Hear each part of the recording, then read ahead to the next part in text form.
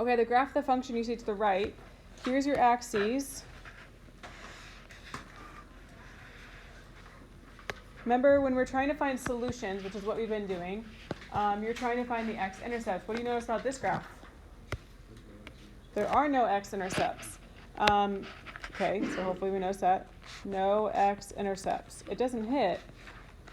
And so this is why we have imaginary numbers, because if an equation only has complex solutions, then you remember that the graph of the related function would have no x-intercepts.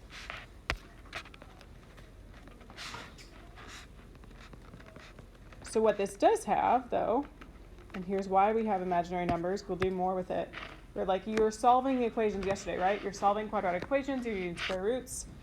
This has no x-intercepts, which means it actually has two non-real solutions, aka imaginary or complex, okay? So no, you can't get its solutions by looking at the graph, but you can get it by using I. And that's what you were doing yesterday when you're solving square roots, okay? So today we're going to be doing adding, subtracting, multiplying, dividing with complex numbers, so not actually solving quadratics today. Just more stuff with I's. We love it. Okay, so if you notice it doesn't hit the graph, that doesn't mean it has no solutions. Remember, that means it has no real solutions. Two non-real solutions would be imaginary or complex.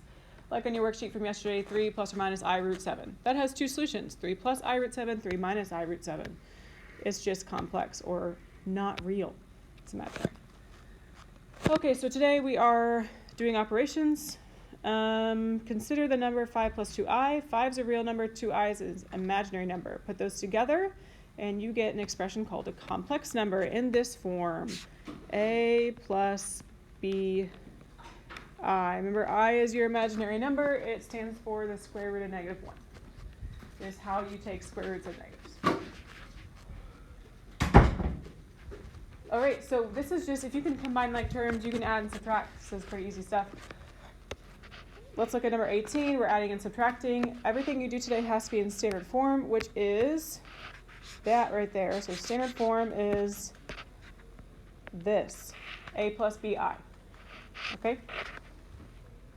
So please make sure all your answers are in that form. Here we go. So regular number first, number with the I second. If you would like, this is just addition.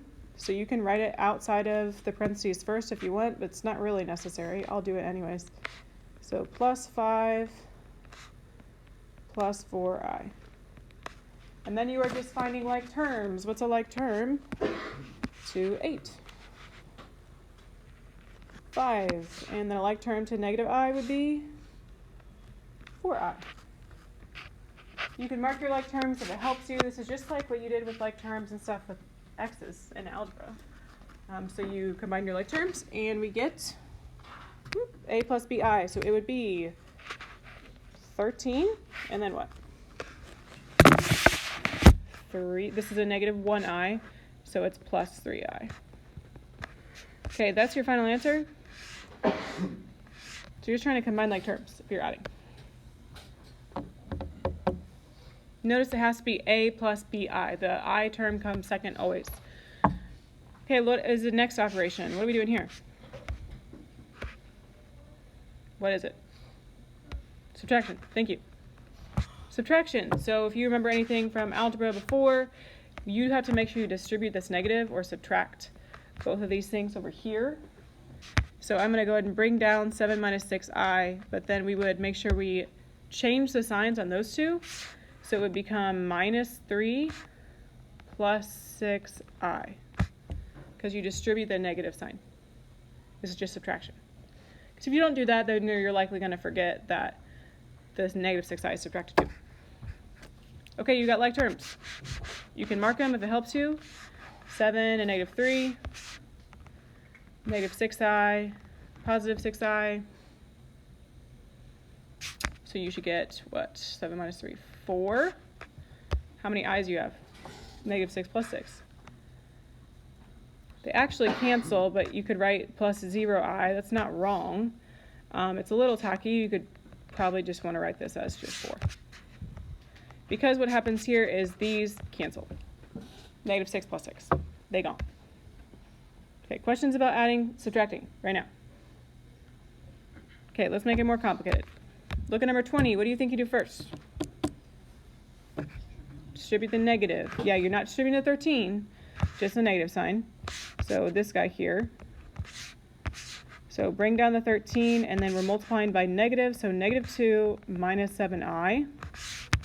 Bring down the plus 5i. Combine your like terms. What you gonna get? What you gonna get? Got some like terms here, like terms there. I have 11 minus 2i. Does that sound right? Okay. Okay, number 21. What we do first? Distribute. So you've done this stuff before. Austin, you with me? Okay. Oh, yeah. Okay, distribute the 2. Just to that parentheses, we would get 6 minus 2i. Distribute the 5. It would be 30 plus 10i.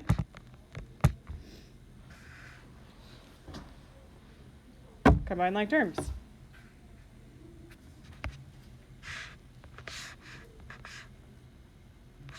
I won't be able to circle it anymore. I got 36 plus 8i. So combining like terms is something you've done for so very many years. I'm hoping you know how to do it.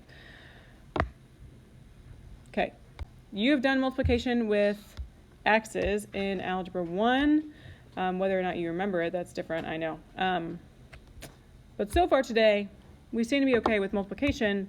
What's going to be fancy about this is that you need to recall from what we did yesterday that I squared is equal to negative 1. If you look at the little powers of I clock over there, when I have I squared, it's negative 1 because I'm taking square root of negative 1 squared. Okay. So we'll come back to that later. We're looking for I squareds today. So you're going to, on number 22, what do you think you do? You just distribute. Okay, so when I do 4i times negative 6, I get negative 24i. Just like you would get if you were distributing something with an x.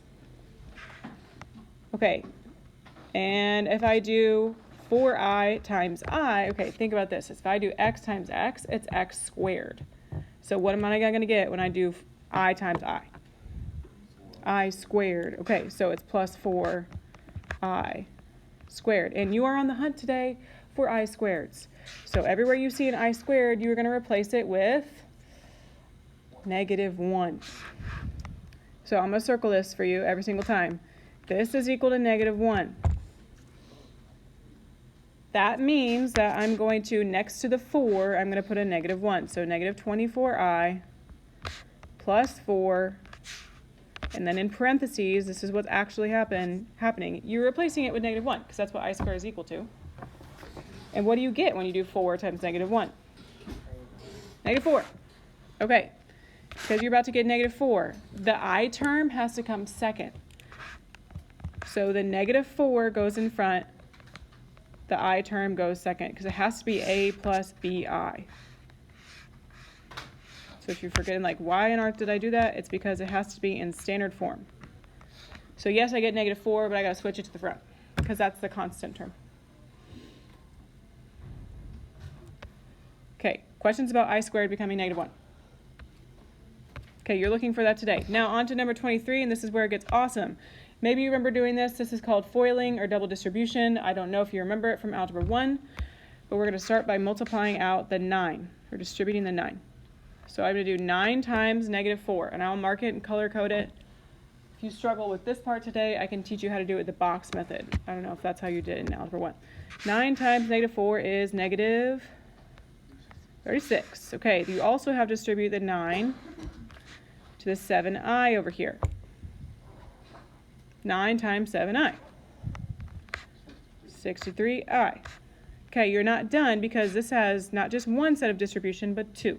Because now you're going to distribute the negative 2i. Negative 2i times negative 4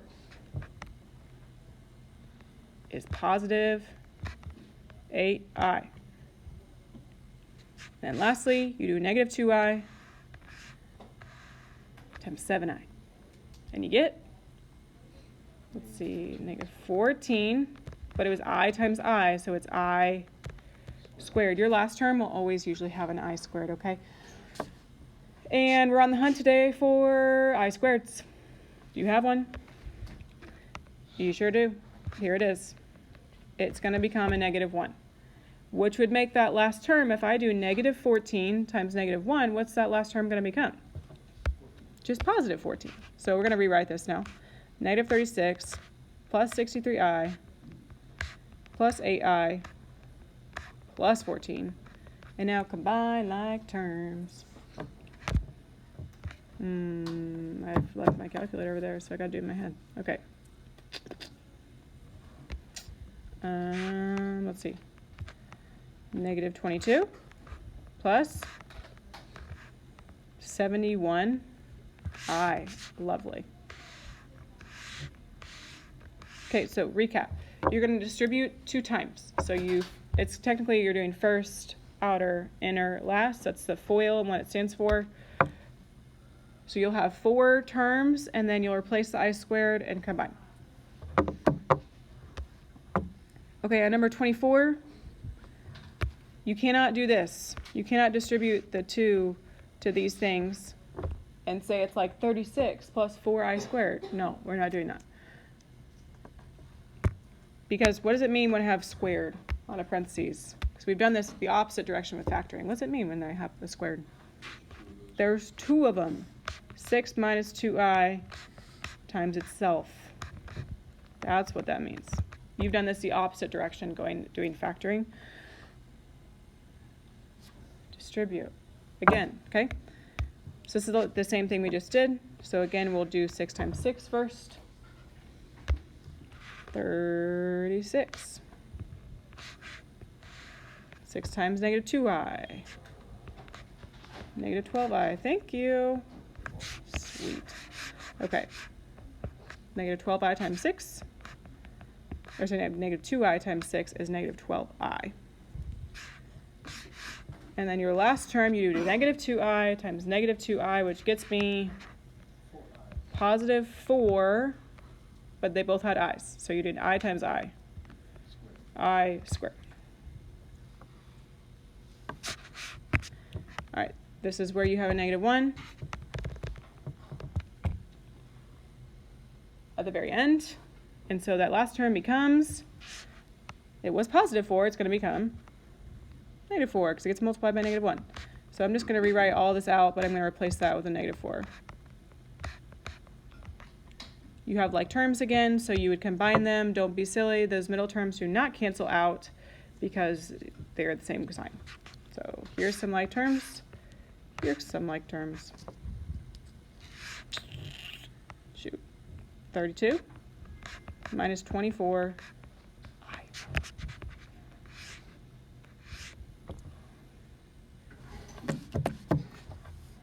Questions right now? Okay. Wow, this one is awesome. Okay, any instincts on where to start? Okay, doing this distribution over here, you can do that first, or you can do the distribution that's happening over here, which is a big set. So at some point you're going to do all of it. So I don't care where you start. We don't want to forget about this set, so we would do all of this distribution. If you want to ignore me and try it yourself, go ahead. 1 times 9 is 9. 1 times 3i is 3i. And then you distribute the 7i. 7i times 9, 63i. And 7i times 3i is, this is where you get the I squared because you've got 2 i's. So 21i squared.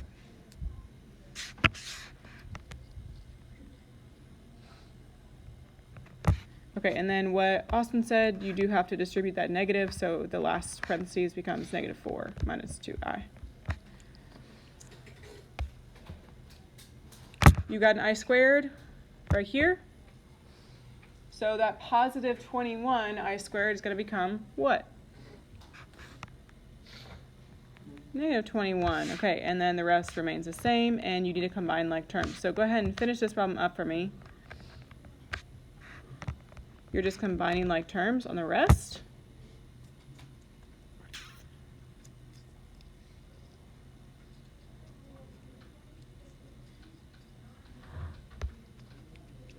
Is it negative 16?